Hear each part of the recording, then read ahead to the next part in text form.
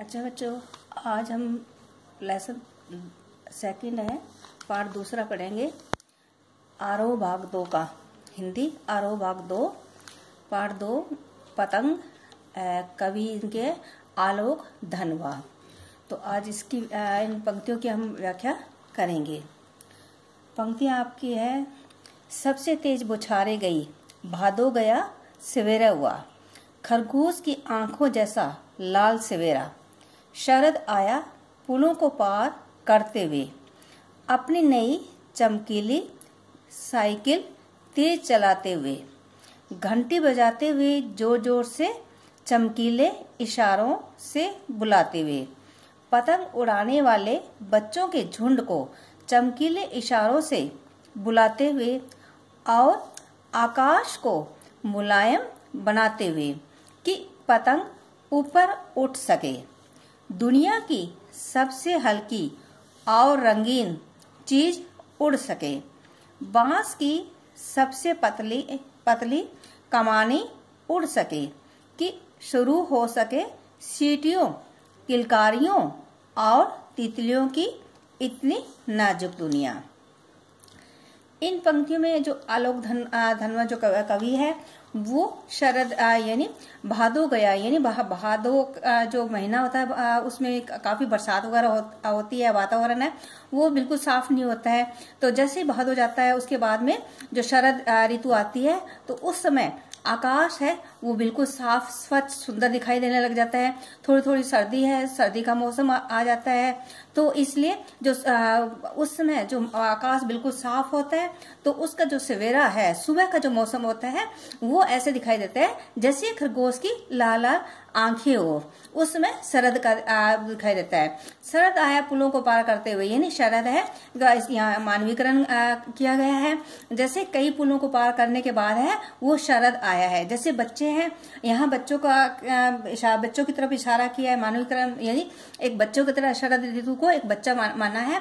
जैसे बच्चे हैं वो अपनी साइकिल लेके चमकीले के इशारे करते हुए, तेज तेज चलाते हुए, घंटी बजाते हुए जोर जोर से आते हैं, सभी को बुलाते हैं। बच्चे इकट्ठे अपना झुंड यानी समूह में इकट्ठे होने के लिए और फिर पतंग उड़ाने के लिए वो इशारे करते हैं। फिर आकाश है वो उनको जैसे पतंगे उड़ाते हैं तो आकाश में वो एकदम मुलायम हो जाता है और उनकी पतंग है ऊपर उठ सके इसलिए आकाश बिल्कुल स्वच्छ वातावरण हो जाता है, साफ हो जाता है। थोड़ी थोड़ी भीनी भीनी हवा है, हल्की हल्की हवा चलने लग जाती है ताकि उन बच्चों की पतंग है वो ऊपर उड़ सके। यानी पतंग जो है वो सबसे पतले कागज की, रंगीन कागज की बनी होती है।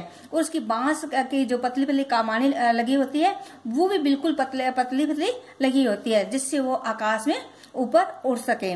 और बच्चे हैं वो अपने झुंड में वो काफी जब ये पतंग ऊपर उड़ती है तो उनका उत्साह है वो बढ़ता जाता है और वो सीटियां और किलकारियों से अपना उत्साह है वो बढ़ाते हैं। और आकाश में पतंग इस प्रकार दिखाई देती है, खूब सारे पतंगे इस प्रकार दिखाई देती है जैसे कोई तितलियों की नाजुक जो दुनिया है वो आ गई हो। अब शब्दार्थ है। भादो यानी तेज बारिश होने वाला मास। शरद ऋतु झुंड यानी समूह है। किलकारी यानी खुशी, खुशी से चहकना या चिल्लाना। नाजुक यानी कोमल। अब इन पंक्तियों की व्याख्या करेंगे। प्रस्तुत पंक्तियां पाठ्य पुस्तक आरोह भाग में संकलित कवि आलोक धनवा के कविता दुनिया रोज बनाती है कि पतंग शीर्षक कविता से ली गई है। इस कविता में कवि वर्षा के बाद की शरदकालीन प्रकृति का वर्णन करते हुए पतंग उड़ाने वाले बच्चों की उमंग, आशा, बाल सुलभ चेष्टाओं और साहसिक कार्यों का वर्णन करते हैं। व्याख्या इस प्रकार है। सबसे तेज बौछारे गई, भादो गया सवेरे हुआ, खरगोश की आंखों जैसा लाल सवेरा। कवि कहता है कि भादो के महीने की तेज बौछारे वाली वर्षा का मौसम बीत गया है। अब खरगोश की आंखों जैसा लाल सुंदर शरद ऋतु का सवेरा आ गया है। अपनी नई चमकीली साइकिल। शरद आया पुलों को पार करते हुए, अपनी नई चमकीली साइकिल तेज चलाते हुए। ऐसा मनमोहक शारदीय सुप्रभात ने ही बच्चों को बुलवाया भेजा है। यहाँ शरद की तुलना साइकिल चलाने वाले बालक से की गई है। कवि शरद की सुबह का मानवीकरण करते हुए बताता है कि वह ऐसा जान पड़ता है जैसे कोई अपनी चमकीली साइकिल को तेज चलाते हुए सबका ध्यान आकर्षित करना चाहता है। चमकीले इशारों से बुलाते हुए पतंग उड़ाने वाले बच्चों के झुंड को चमकीली साइकिल चलाते हुए एवं उसकी घंटियां बजाते हुए शरद की यह सुबह अपने चमकीले इशारों से बच्चे के झुंड को बुला रही है। चमकीले इशारों से बुलाते हुए और आकाश को मुलायम बनाते हुए कि पतंग ऊपर उठ सके।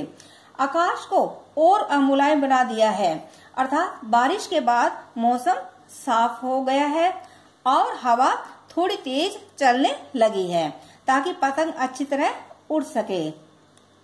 उसके उड़ने के लिए अनुकूल परिवेश निर्मित हो गया है। दुनिया की सबसे हल्की और रंगीन चीज उड़ सके, बांस की सबसे पतली कामिनी उड़ सके। बच्चे चाहते हैं कि दुनिया की सबसे पतले कागज और बांस की पतली कामिनी को आसमान में उड़ाना और उसके माध्यम से स्वयं को उड़ना। वस्तुतः पतंग यहाँ बच्चों के बाल सुलभ इच्छाओं की प्रतीक है। कवि आगे कहता है कि बच्चे चाहते हैं कि पतंग ऊपर उड़े और शुरू हो जाए उनके उमंग भरे मन की किलकारियां एवं सीटियां।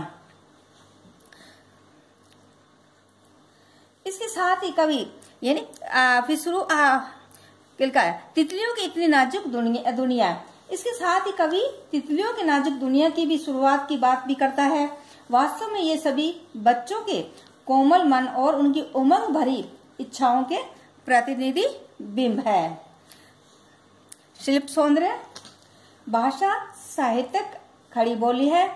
प्रतीकों एवं बिंबों के प्रयोग के कारण कविता के प्रभाव में वृद्धि हुई है। भादों के बाद प्रकृति में शरद ऋतु के आगमन का वर्णन है। यहाँ प्रकृति के मानवीकरण के कारण मानवीकरण अलंकार है।